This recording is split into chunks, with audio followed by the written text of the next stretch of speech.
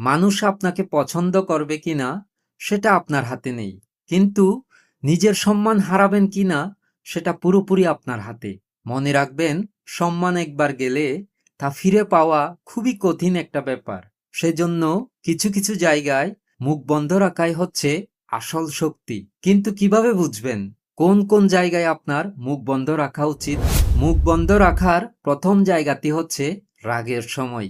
রাগের মাথায় হুট করে হয়তো আপনি কিছু একটা বলে ফেললেন এবং সেটা 1 মিনিটেই শেষ হয়ে গেল, কিন্তু যাকে বললেন সে যে আঘাতটা পেয়েছে সে হয়তো সারা জীবন মনে রাখবে।